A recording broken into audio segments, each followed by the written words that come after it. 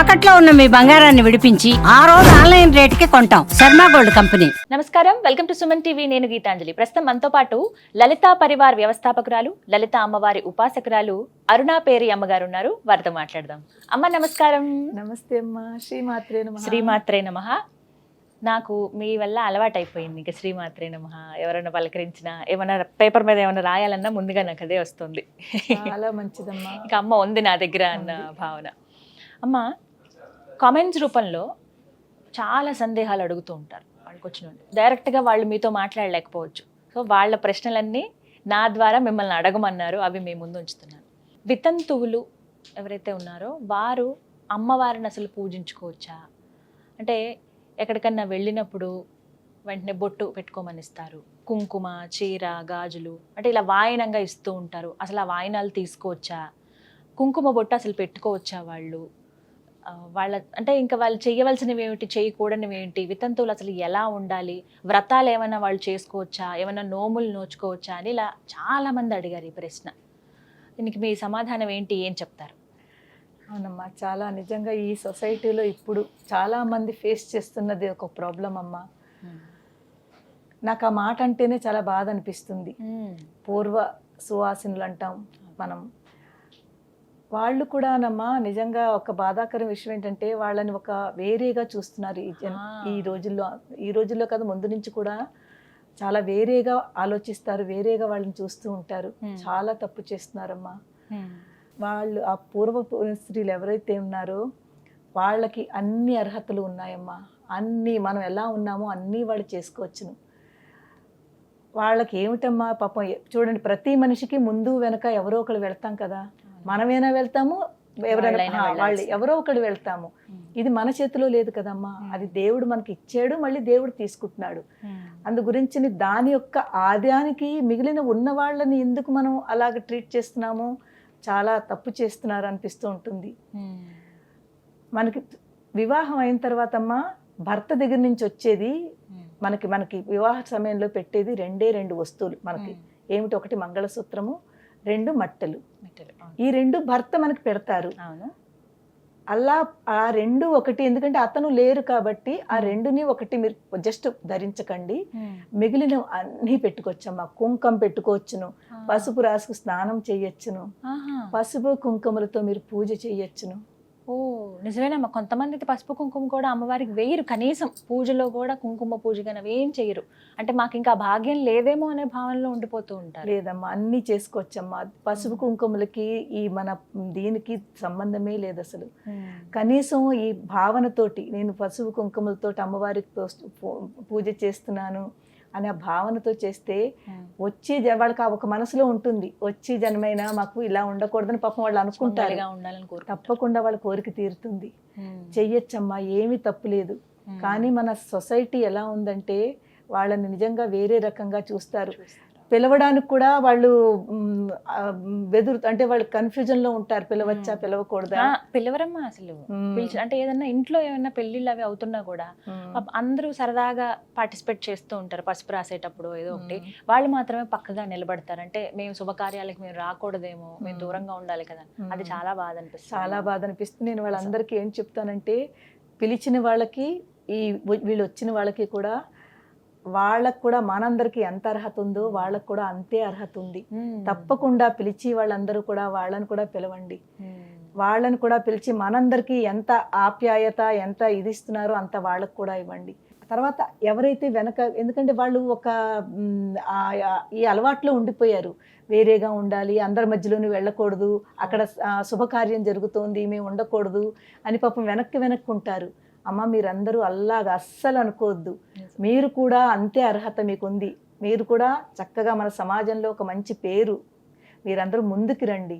మీరందరూ అలా వెనక్కు ఉండాలని ఎప్పుడూ అనుకోకండి. అందరూ సమానమే, సమభావం తీసుకోవాలి. తర్వాత ఇక్కడ ఇంకో విషయం అమ్మా, ఈ పసుపు కుంకుమలు అనేది మనకి శుభకార్యాలకి, శుభం అంటే మంచి మంగళప్రదమైనది. ప్రతి మనిషి కోరుకుంటాడమ్మా శుభం కావాలని. ఎవరు అశుభం కావాలని కోరుకుంటారు చెప్పండి? అదే కదా, మంచి జరగాలని అనుకుంటారు. ఎవ్వరు అశుభం కావాలని కోరుకోరు కదా. సో శుభం కావాలనుకున్నప్పుడు వాళ్ళకి శుభం అక్కర్లేదా చెప్పండి? వాళ్ళని ఎందుకు మనం దూరం చేయాలి ఇది చేయకూడదని? సో వాళ్ళు చెయ్యొచ్చును. తర్వాత ఈ నేను రీసెంట్లీ ఇప్పుడు జరిగింది నేను చెప్తున్నాను. నిన్ననే ఫంక్షన్కి వచ్చాను ఒకటి. అక్కడ ఇలాగే ఒక ఆవిడ పాపం వెనకాల ఉన్నారు. అందరికీ నా దగ్గరికి వచ్చి నా చేత బొట్లు పెట్టించుకుంటున్నారు. ఆవిడ వెనక్కున్నారు, రావట్లేదు. నాకు అర్థమైపోయింది. కూర్చుని ఉన్నారు, రావట్లేదు. నేను పిలిచాను, నేను దగ్గరికి రమ్మని పిలిచాను. పిలిస్తే నేను ఇలా బొట్టు పెడుతున్నాను ఆవిడకి. ఇలా అంది ఆవిడ, ఏం పర్వాలేదమ్మా రండి అని చెప్పి నేను నా చేత్తో నేను ఆవిడకి బొట్టు పెట్టానమ్మా. నిన్న జరిగింది ఇలా. కుంకుమ పెట్టుకోవచ్చు, కుంకుమ పెట్టచ్చమ్మా. కుంకుమకి ఇది ఏం తప్పు లేదమ్మా. ఇది మనం అసలు మన బొట్టు అనేది మన సంస్కారం అమ్మా. సంస్కారం. ఈ టిక్లీలు ఇవన్నీ ఇప్పుడు కదమ్మా వచ్చాయి. ఇది వరకు రోజులు ఎక్కడున్నాయి చెప్పండి? తిలకమే ఎవరైనా సరే చక్కగా కుంకుమ పెట్టుకునే కుంకుమ తిలకములో ఉన్నంత అందము. కానీ ఇది ఏంటంటే మనము బయటకు వెళ్తూ ఉంటాము, ఇటు అటు అవుతూ ఉంటుంది, తిరుగుతూ ఉంటుంది అని చెప్పి మనం ఇలా చేసుకుంటున్నాము. అందు గురించి నేను ఇది చెప్తున్నాను. మా లలితా పరివారంలో పారాయణలు అవుతుంటాయి కదమ్మా. పారాయణలు అయినప్పుడు నేను వాళ్ళకి చాలా ఇంపార్టెన్స్ ఇస్తాను. వాళ్ళని ముందు కూర్చోబెడతాను, తీసుకొచ్చి ముందు కూర్చోబెడతాను. వాళ్ళు ఎంత ఆనందపడిపోతారో చెప్పలేము. నేను అసలు డిఫరెన్స్ చూపించను. నాకు ఎంత వాళ్ళకి మిగిలిన వాళ్ళకి ఎంత రెస్పెక్ట్ ఇస్తున్నానో వాళ్ళకి నేను వాళ్ళకి అంత రెస్పెక్ట్ ఇస్తే ఇంకా ఎక్కువ ఇస్తాను. వాళ్ళకి నేను చీర జాకెట్టు పసుపు కుంకుమ నేను అందరికి ఇచ్చినట్టుగానే వాళ్ళకి కూడా ఇస్తాను. ఏమీ తేడా చెయ్యనమ్మా. వాళ్ళకి ఎంత ఆనందం ఇవ్వచ్చు, తీసుకోవచ్చు. కాళ్ళకి పసుపు రాయొచ్చమ్మా వాళ్ళకి, ఏమి తప్పు లేదమ్మా. మీ మనసు బాగుంటే, మీరు మంచిగా ఉండి మీ మనసులో మీకు రాయాలని ఉంటే అది కూడా చేయండి, ఏమీ తప్పు లేదు. దేనికి వెనకాడద్దమ్మా అస్సలు. మనకి అమ్మవారిలో ధూమావతి అని ఒక ఆవిడ ఉన్నారు, మీరు విన్నారు కదా. అమ్మవారి యొక్క తెల్ల చీర ఉంటుంది, ఏ ఆభరణాలు ఉండవు, జుట్టిలా విరబూసుకొని ఉంటారు అమ్మవారు. దాని వెనకాల కూడా ఒక స్టోరీ ఉందన్నమాట. ధూమావతి అమ్మవారు అంటే ఇలాగే పూర్వపుని స్త్రీ అంటే పూర్వ సువాసిని అంటాము.